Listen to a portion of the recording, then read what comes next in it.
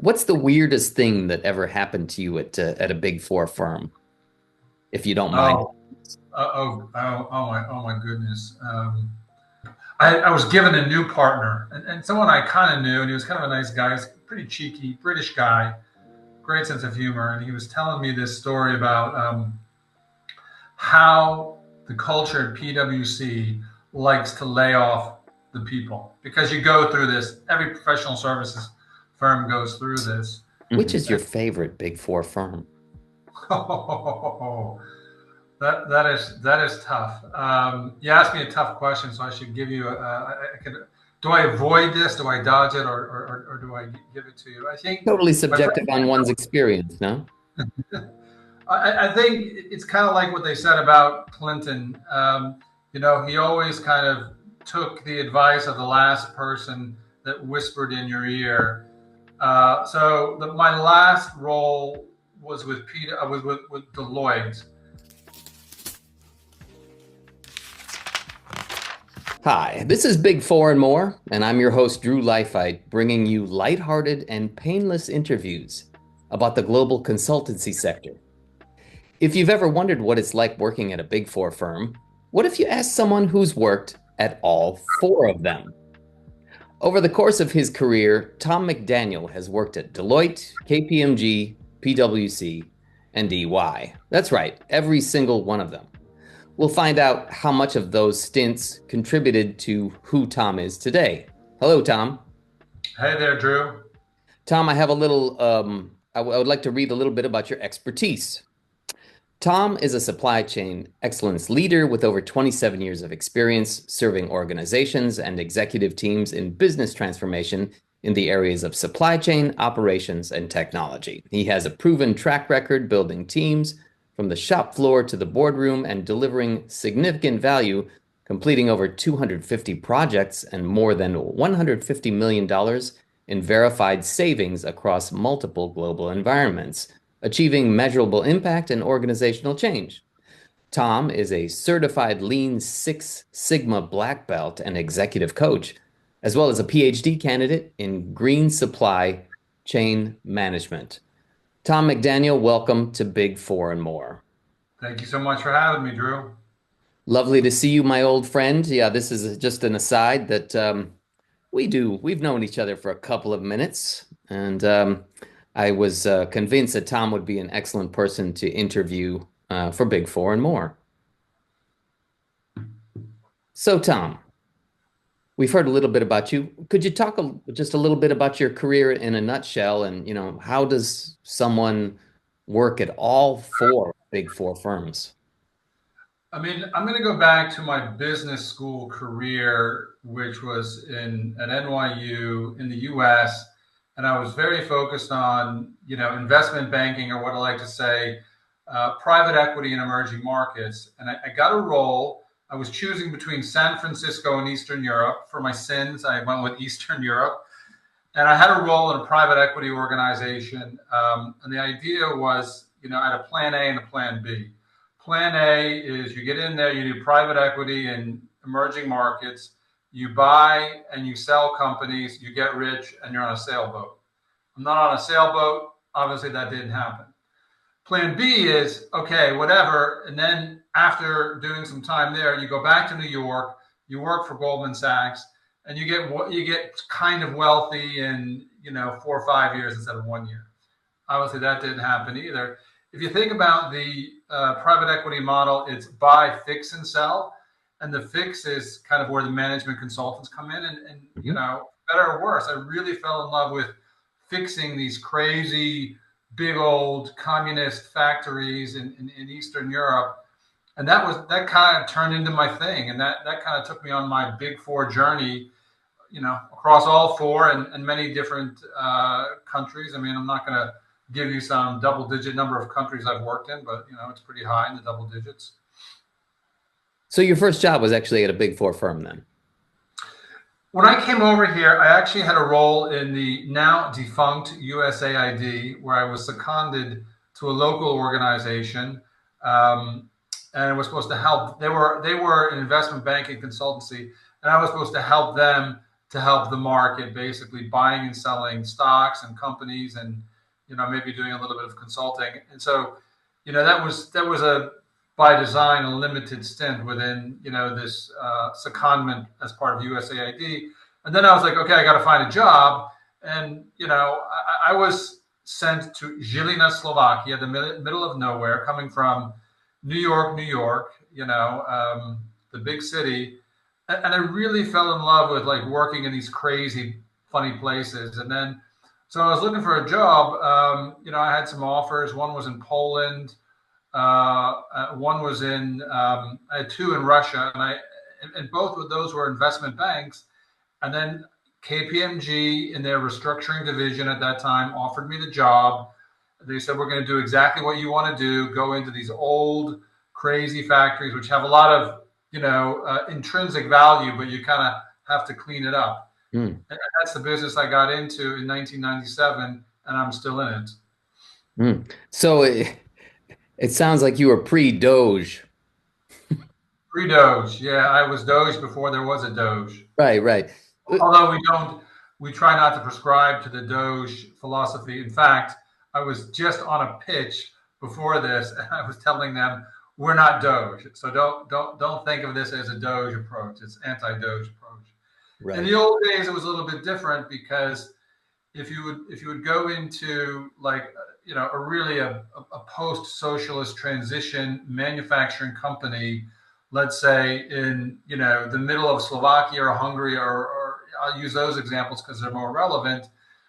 Let's say they before transition they were a left shoe factory and they just needed to pump out gazillions of left shoes, and then post transition they find out, well, we could reconfigure the left shoe factory to make this little piece of metal that goes into a Volkswagen in Germany or Austria. And they said, it's pretty quickly investors and owners and managers. It was very obvious. And so you say, okay, here's a factory. We're going to reconfigure. We're going to retool for nuts and bolts and specialized auto parts and get out of the left shoe business. And you know what? We probably need to be, instead of 1,000 people, we probably need to be 250. We need best practice. We need lean, blah, blah, blah. And that's kind of how my career started. I would just give two sort of inflection points. That was late 90s, early 2000s. Those days, especially in this part of Eastern Europe, with the automotive kind of, that got fixed. Not completely, but in large part. And then you had the global crisis that came about in 2009, 2010. A whole different kind of problem came up. There was a lot of M&A at that time, so a lot of buying and selling of companies and integrating them. Mm-hmm. And then when companies got in trouble in 2010, 2009, 2010, the broader supply chain, particularly around procurement, became really, really strategic. I'll give you one example. Mm-hmm. So, we had a client in the Nordics, which has a very nice kind of cushy way of doing things. And let's say you're a Swedish company buying from Finnish companies, and you're buying the best steel in the world, and you're paying a top price, and the products you sell are also command of a premium. All of a sudden, in the new environment post crisis, they couldn't sell their stuff at the same margin, and therefore they needed to fix their supply chain. So, a company in Sweden could buy the same component with the same quality when you take in all the total cost of ownership for 50% of the price. So we helped a lot of those companies in places like, all over Europe. The Nordics was one I had particular experience where you could take out, double-digit percentages of cost in their supply chain very quickly. So that kind of became, another trick that I learned from the one that started off my career in the Big Four. Mm-hmm. What's it like for you to be a part of, such a process, and what kinds of characteristics do you need to be able to conduct that?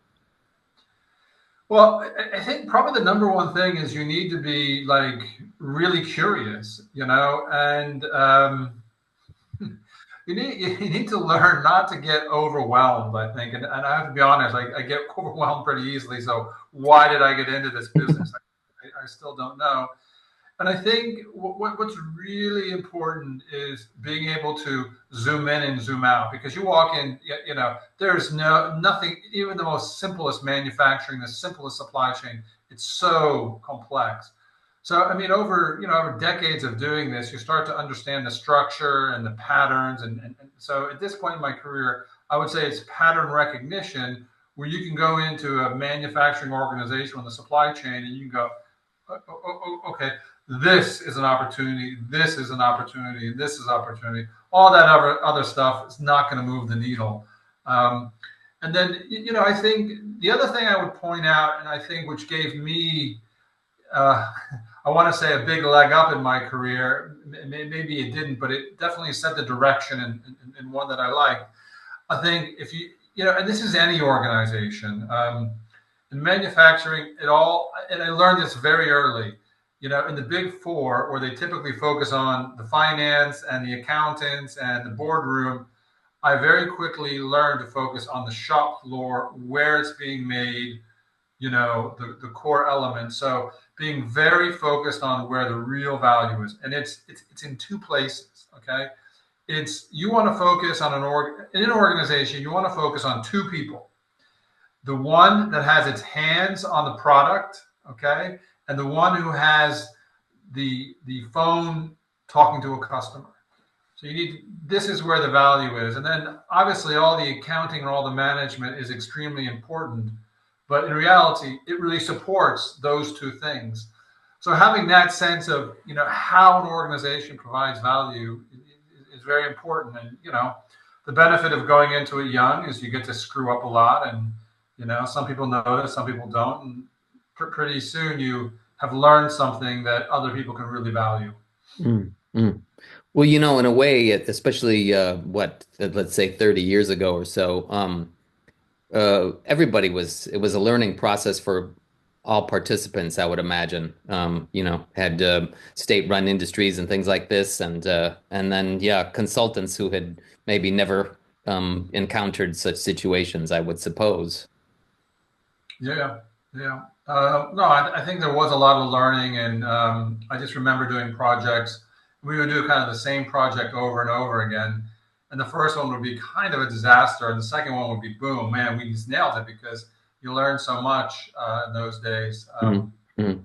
And I think there's two aspects to it as well, which are have never changed in some things change, some things never change. I mean, there's always two aspects of it, and people love to talk about, well, is the hard skills or is it the soft skills? And some people will argue for one or the other, which I learned you cannot do. You need both. You need, the hard ways of doing things, the technology, the numbers, the basic skill sets. But you also need, things like, those awful BS bullshitty words. Am I allowed to swear on this thing? This is lighthearted and painless I'll interview. try and keep the F bombs to a minimal, but a lot of consultants are accused of BS and blah blah, and it's Hmm. not for nothing. But strategy, leadership, change management, these are things I really avoid saying to people in firms that are my clients. But you need to do those things, and they're extremely important. So you do have a soft side. A good leader and a good decision maker, can make so much more difference than having all the best practices and having all the analytics in the world. And I would just get to like a kind of a joke, where the journalist is asking the consultant, how have you been so successful in your career? And the answer to the question is good decisions. I've made the right decisions. And then the next question is, how did you learn how to make good decisions? And then the answer is experience. How do you get experience? Bad decisions. So that's kind of kind of the cliche joke for how people manage their careers, and mine certainly followed that pattern. Right, right. Well, I mean, I'm hopeful that it's worked out for you. I think it has. Tom, I'm curious if you think about those early days and what you do today at Pacelico. Could you talk a little bit about how, what you learned years ago and how it applies, and maybe talk a little bit about what you're doing today? Yeah, I mean, it's funny. There are some very significant differences, and there's a lot of similarities. I mean, our client base is kind of the same. It's large corporates and private equity companies who are trying to, do something which is better done by an external, which usually means some sort of heavy lifting, something to do with either people, so changing an organization process, bringing a best practice like Lean Six Sigma, or technology, implementing anything from SAP to a simple system. So that's kind of the same. I mean, I would say, since this is Big Four and more, I'll try and relate it to the Big Four. I mean, I was 20 years in the Big Four, and I haven't been in there for, about 5 years. Hmm. And I think, you know, what is different is, in many ways, I do the exact same thing. What is different, I don't go into. I rarely go into an office. We have offices in North Carolina and in Brno and in Thailand. I rarely go into the offices. I go directly to my clients. I do everything on Zoom. And like one of the things that probably made me move out of the Big Four, there's probably two or three things. One is it's essentially a network of firms. It's a franchise like McDonald's. And if I want to do business in, France, because it happened a lot. I would have a client in the Czech Republic who would have headquarters in France, and then we do a successful project in Czech, and then let's go to France to do the next part of the project, and then then okay, well, let's go talk to the French office who have nothing to do with it. And they say, oh, well, you need some French people or whatever. So it's much better to have a smaller, centralized organization, be more flexible, more quick on our feet. Hmm. And I think models like we have with Pacelico, like we are, we are networked in the sense that we probably have core people of somewhere between 20 and 30 core people spread out around the world who spend, 100% or minimum 80% at Pacelico.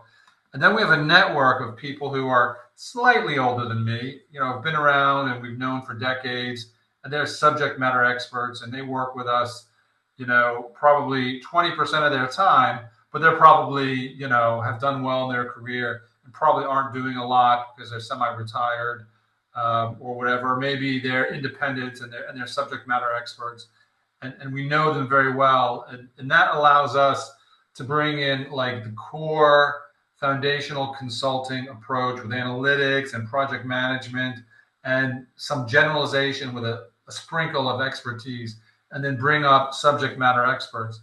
And the truth is, we do it the same. We did it pretty much the same way in the Big Four. The difference is you have this big name, right, which are great, and they're sort of guarantors of quality. But the truth is, in a Big Four environment, I don't want to be disparaging to the Big Four because I'm a big fan. So I'm trying not to do that here. But the truth is, in the Big Four, what will often happen is you will pay more money for the brand, and you'll end up with a bunch of junior people who haven't ever really, done the work before, because the senior people are off selling, and anyone can deliver. We just have to sell. No, I mean, there are advantages to the Big Four as well, which is you have so much knowledge and so much expertise. And those young people, I don't want to disparage youth either. I mean, I think that is one of the huge advantages of Big Four, just having young, eager, very smart people who can figure it out and will figure it out one way or the other because they're driven, they're hungry, they have the raw intelligence, they're very motivated. The Big Four environment is very motivating, Mhm. in terms of the culture it brings and what it offers to young people. Right. Yeah, I mean, it sounds as if for you and maybe for many others, or that big four firms can be kind of a reservoir of knowledge, no, or even a training. Oh, absolutely. I mean, every year I have a pile of material that I've learned from my Big Four trainings over the year, and I call that pile of material, but very carefully. And one of the things that I have the reputation is within Pachelico is, okay, Tom, have you seen or done this before, whatever this is? And I've got two of these. These are hard disks. I got two of these and a PC that just has um, 25 plus years of projects and methodologies and examples. And I don't want to overemphasize having a bunch of old reports on a disk, but it's really helpful. It's really a reservoir of experience, knowledge, um, methods, what have you. Mm. Tom, could you take us back a little bit? I believe that you told me when we talked the other day that when you started, it was the big six, and now it's the big four. Yeah, In yeah. kind of in relation to what we've been talking about. Yeah, well, it's interesting. I mean, this is kind of the way of the world, the consolidation in every single industry. And while big six or big four back then were all very similar, you had very different cultures in some sense. I started with KPMG, which was a great culture. It was very laid back. It was considered like the easygoing, laid back in a positive way. And at the time when I joined, we were thinking about, and I had nothing to do with it, obviously. The firm was thinking about merging with Ernst and Young, and they were known as very like aggressive, sharp, good salesmen, very disciplined, very numbers oriented. That kind of scared a lot of KPMG people. I remember Coopers and Lybrand. So Coopers and Lybrand was kind of like the a little bit blue collary from an American perspective in a good way. Your typical Coopers and Lybrand accountant maybe came out of Ohio State versus your Price Waterhouse Coopers, which maybe came out of Harvard. And so you had that Harvard, Ohio State. Apologies to your European listeners for that American analogy. And they merged, and that created Price Waterhouse Coopers, and that actually worked out very well. But that was a melding of two very different cultures, which, if you joined PwC as I did, sort of 15 years after that happened, that's gone, and that worked out very well.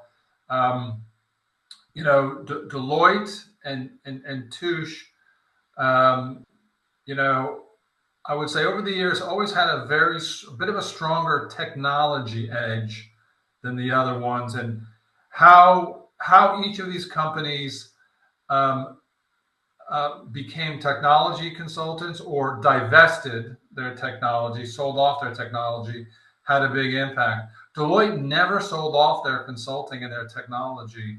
And I think it's very funny. I did two stints at Deloitte, both in Central Europe, and it was a very different firm the second time. I mean, it really, they really sort of revved up their act, became, I would say, more clean and tidy, but more driven and more focused.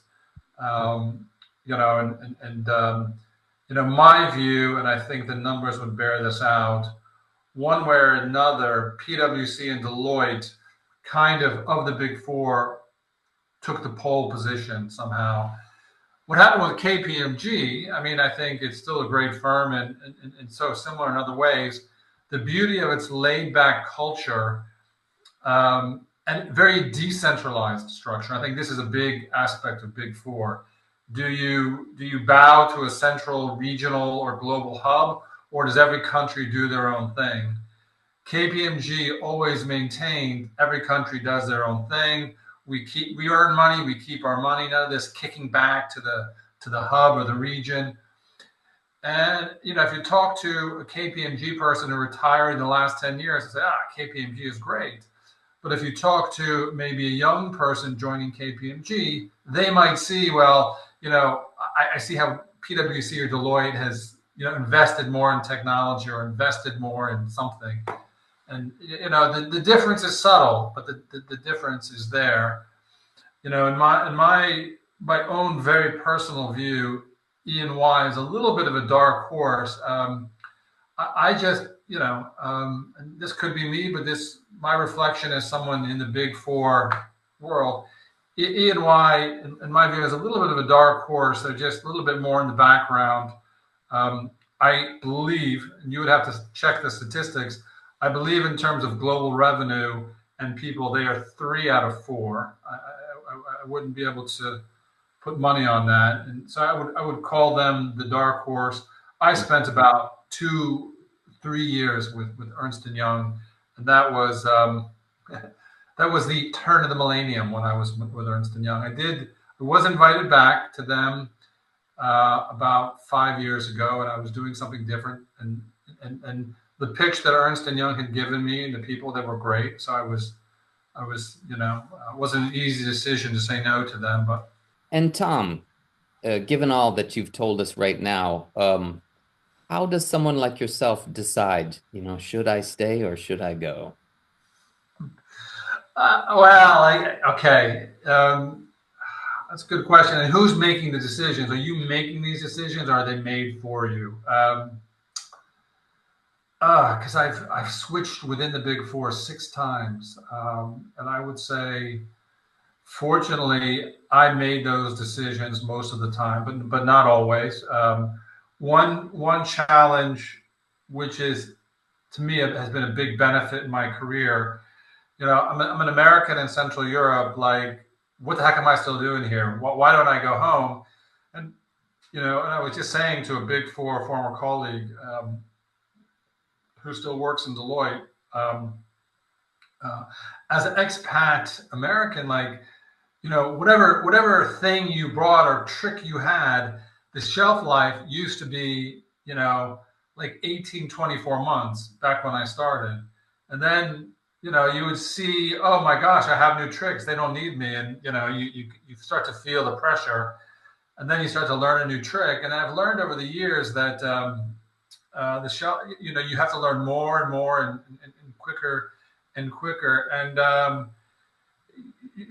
think it's like everything. It's not about the firm. It's about the individual people and the individual opportunities, and how they value you. And in 2 situations, there was some change in the management, some structural approaches that I didn't agree with, and you have some conversations. And then you decide to yourself, you know what? I'm not happy. And you know what? My team is not happy. And you know what? Even my clients are not happy because there's some noise in the background. And I wouldn't say it's about the brand, the KPMG. It's about individuals.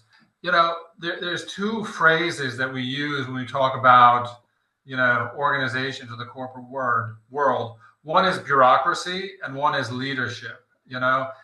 And the difference between, a hierarchy that is a leadership and a hierarchy that is a bureaucracy is how effective it is for you personally, and you can't make everybody happy. So, it was always a small part of a much bigger thing. So if they made a change that didn't help me, my team, and my clients, I had to say, you know what, we got to go somewhere else. And in the 2 situations that I did, move myself and my team and my clients over, it was always a matter of like talking to a former colleague and saying like, oh God, I don't like this. And like, yeah, well, I didn't like it either. It's great. Better over here. Come on over here.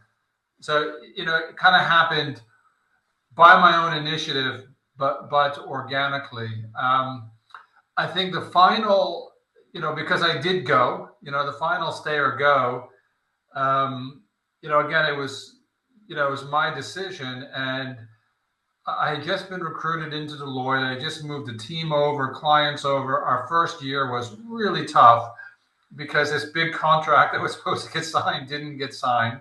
My whole team was recruited for probably, over the standard pay bump.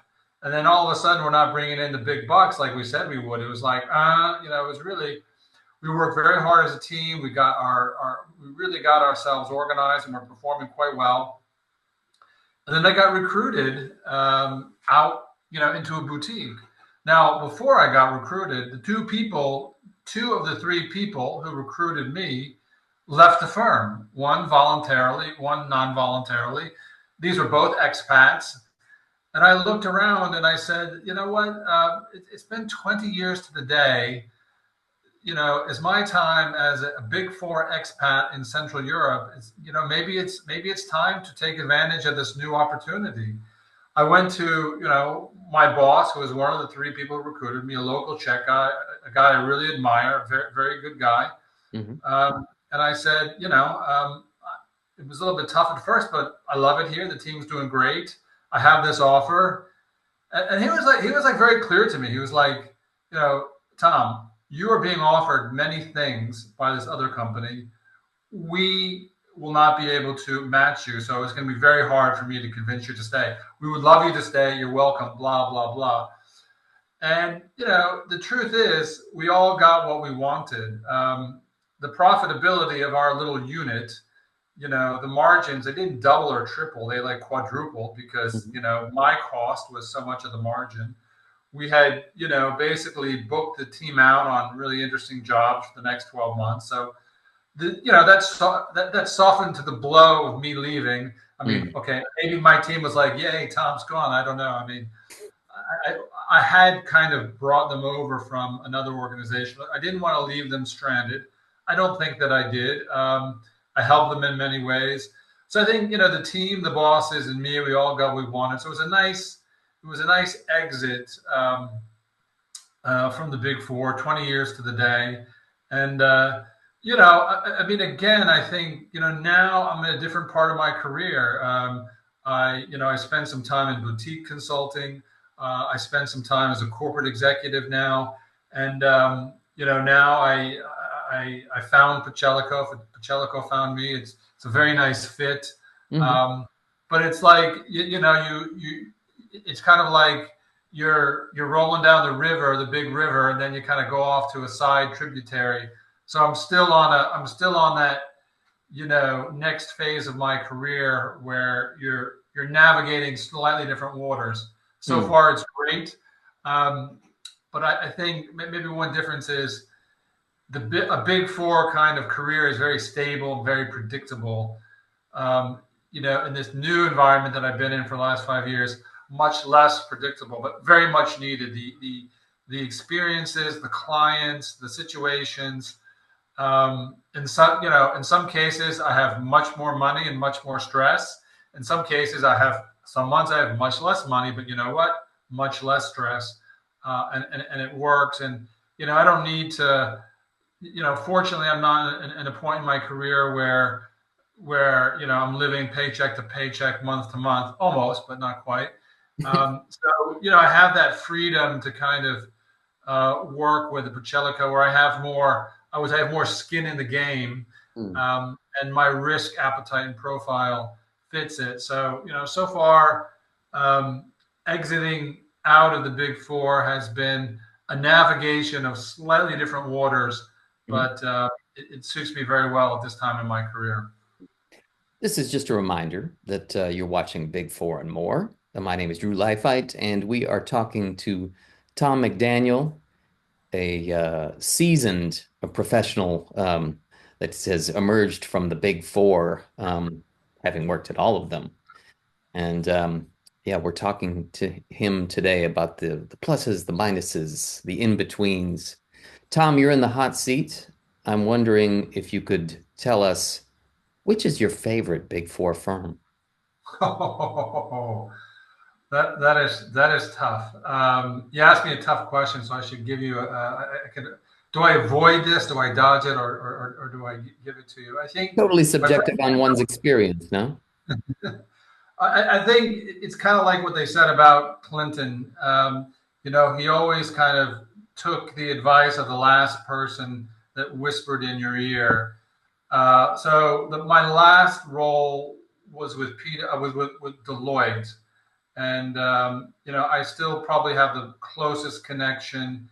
And I chose Deloitte. We chose each other last. So I see them, both globally and in the region as my, I have a slight bias towards them.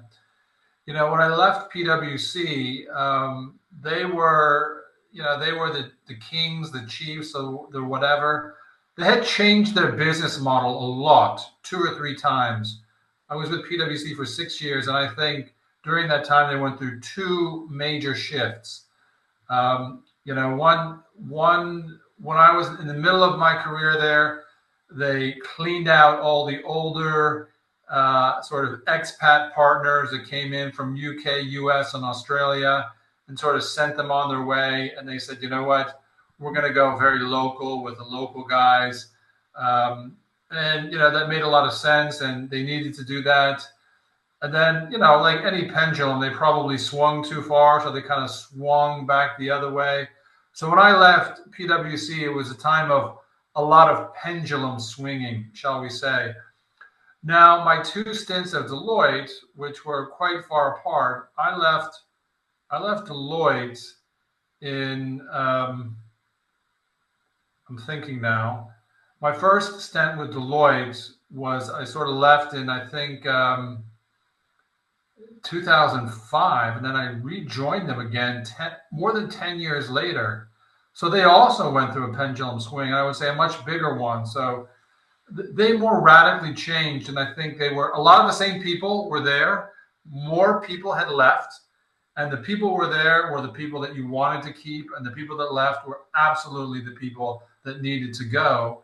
So, I think Deloitte had probably gone through a bigger swing locally and globally. And so I found it in a very good, I felt like I found Deloitte in my last sort of 2-3 years of the Big Four, probably was in a very good upswing in their evolution and transition. So I'll say that about Deloitte.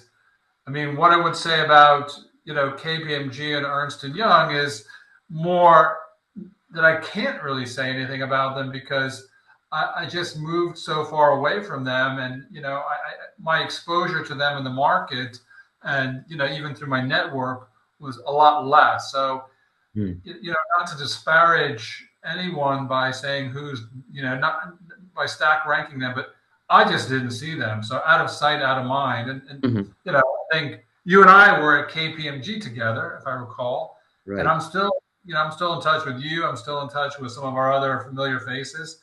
So I hear some good things, but I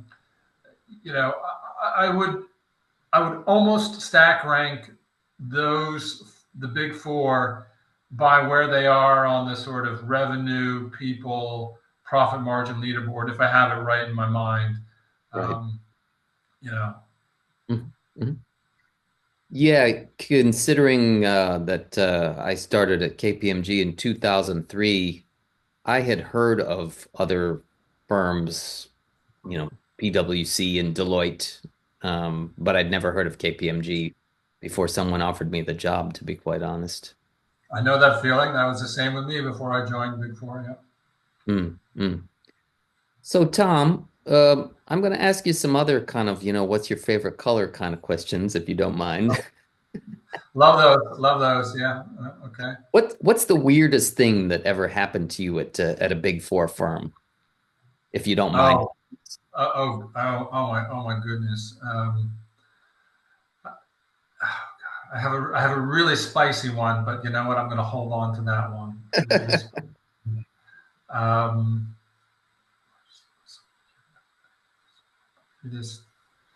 The weirdest thing. There's a few things that kind of there's a few things that stick in my mind, and one of the things that consulting in the Big Four is known for is kind of the ups and downs of the marketplace, and this was when I was at PwC, And we were going through, I had come in like a storm with a new team and new clients, and I just killed it my first 2 years. And then both Central Europe and the world, I don't know if it was like Brexit or it was it wasn't 2010. It was like some liquidity crisis, and we were going through mass layoffs. And I remember I was given a new partner, and someone I kind of knew, and he was kind of a nice guy. He was a pretty cheeky British guy, great sense of humor, and he was telling me this story about how the culture at PwC likes to lay off the people, because you go through this. Every professional services firm goes through this. Mm-hmm. And he was like, in the old days, and I won't mention individual names, we had the SSMB, who were the initials of the head of the firm at that time, the SSMB, or the MK, as it were, fishing for who to lay off. And he would throw his hook down, and he would go for those minnows, and he would pull up a minnows and throw them out of the ship. And then and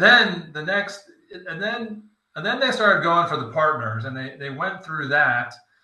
And that was interesting, because it's much harder to lay off your colleagues who sit next to you, who you've been drinking with or whatever.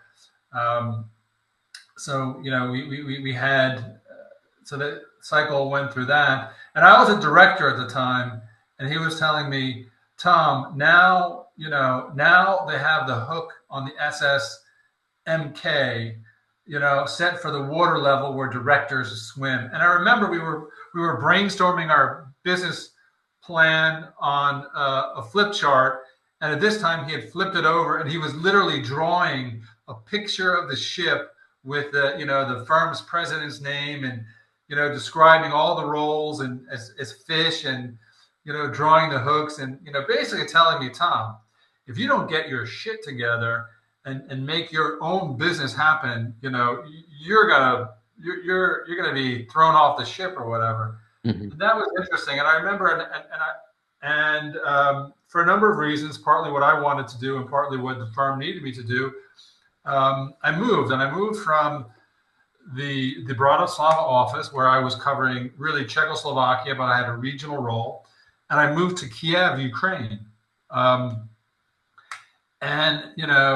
I had all these ideas about what I was going to do. They had all these ideas, and they just these great ideas, which made sense, weren't happening. And I was like, it was like musical chairs, and the music stopped, and like, oh my God, I don't have a seat.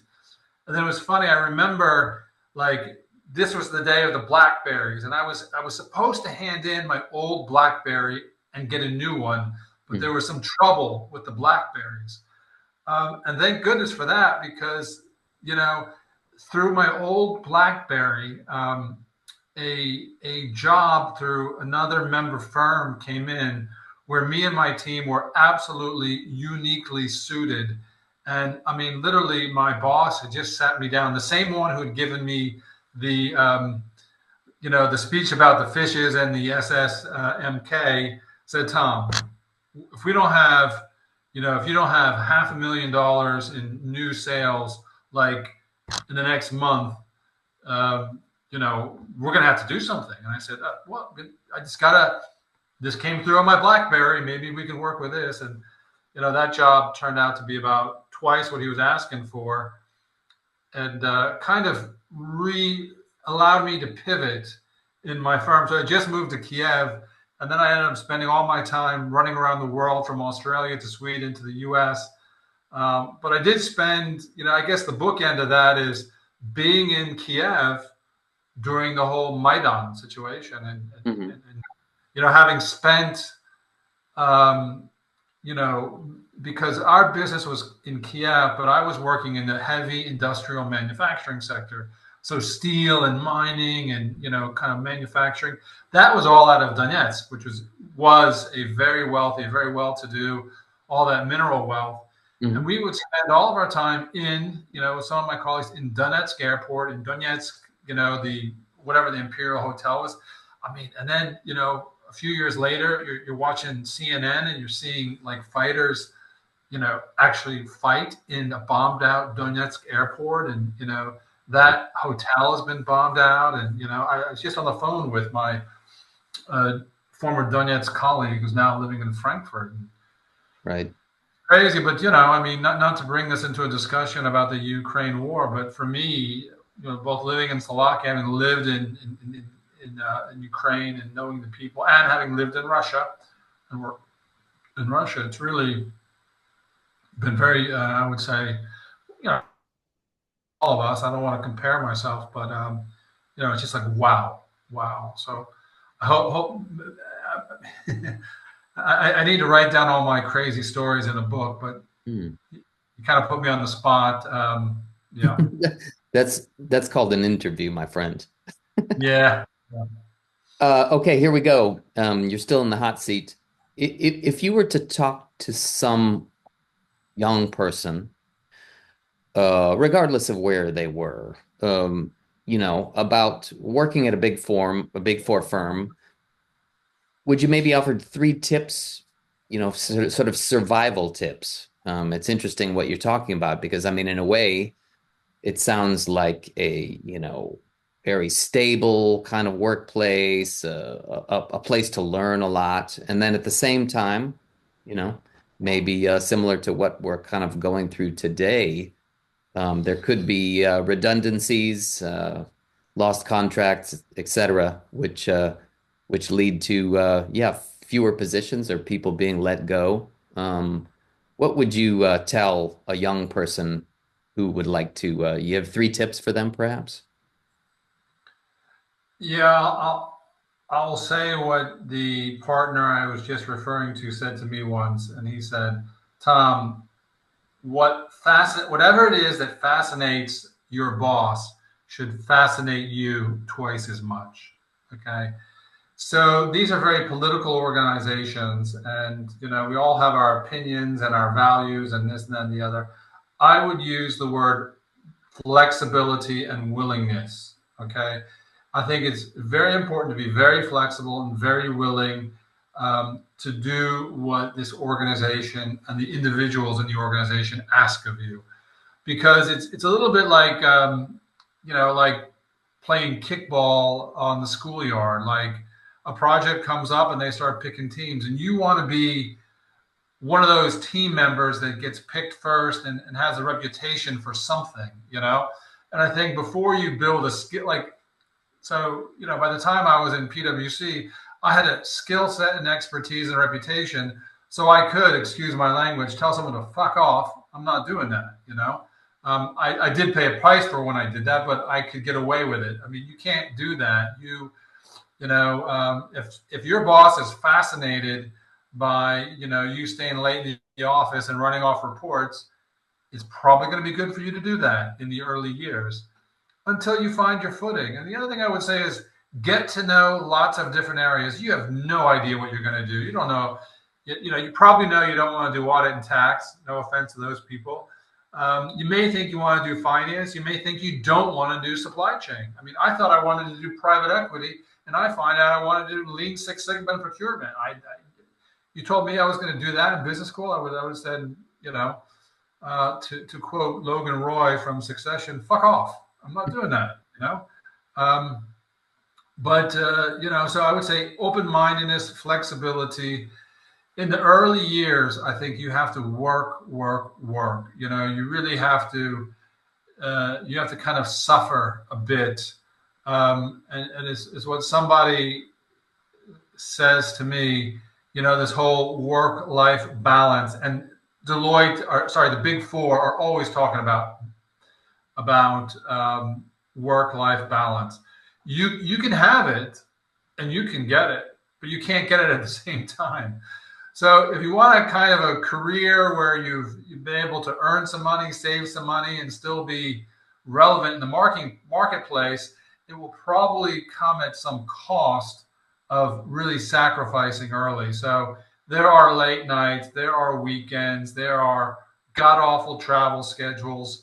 And the people who are not flexible, who are not willing, who don't put their nose to the grindstone, they tend not to do as well or get the promotions or whatever. So and it's a personal choice, but I believe in a certain amount of that work-life balance is a successive thing, not a parallel thing. You don't get them at the same time. Work hard when you're young, and then you will find that your years, your decades in a big four environment will give you an asset that will pay dividends. That later on will give you that that work-life balance. You'll have less work and more life, and be able to pay for it. Wonderful, Tom. Thank you so much for joining us here on Big Four and More. Everyone out there, if you've enjoyed what we've been talking about, could you like and share this podcast? We would really appreciate it. Tom, I wish you well. Any parting words for all those watchers out in podcast land? Go Giants. All right, sounds good. Tom McDaniel, Okay. he's a supply chain excellence leader at Pachelico. Thanks so much for being with us. Thank you, Drew. Appreciate it. Thank you, sir. Ciao. Bye bye. Excellent.